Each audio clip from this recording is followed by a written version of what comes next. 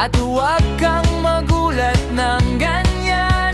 Wala kang dapat ikatakot sa aking mga mata. Ang tatay ko ay hari, alam mo, at hindi ako hayop.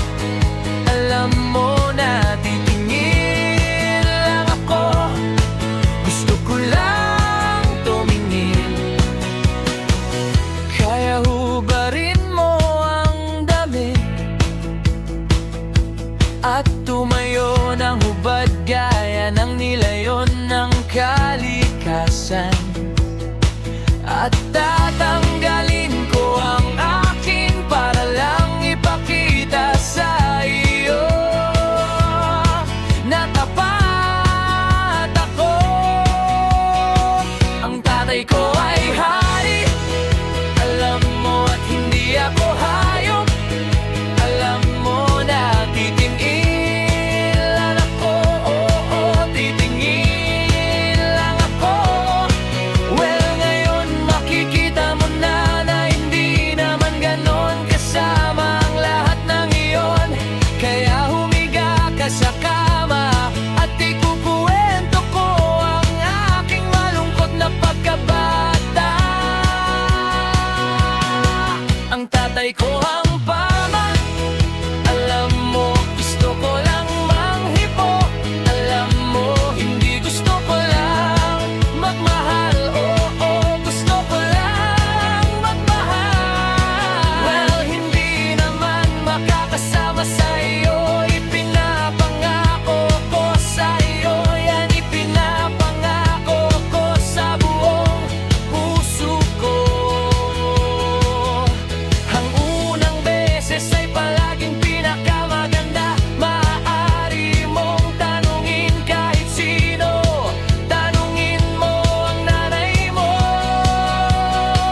Ang tatay ko ay hari, alam mo, at hindi ako hayop.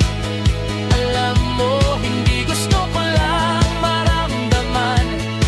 Gusto ko lang maramdaman. Well, paano mo naman nasabi yan? Dinala kita rito para sa isang layunin lang. May libu-libong babae maaari kong makuha kung iyon lang ang gusto ko. Oh, mayroon. Ang tatay ko ay hari, alam mo, at hindi ako hayop. Alam mo naman, gusto ko lang magmahal. Oo, gusto ko lang magmahal. Kailan mo ang pakiramdam ngayon na hindi ka na birhen?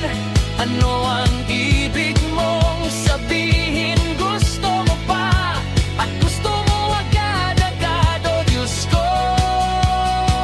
Ang tatay ko ay hari, alam mo, at hindi ako hayop. Alam mo naman, gusto ko lang matulog. Oh, gusto ko lang matulog. Hubarin mo ang iyong damit, tingnan ko kung ano ang tinatago mo.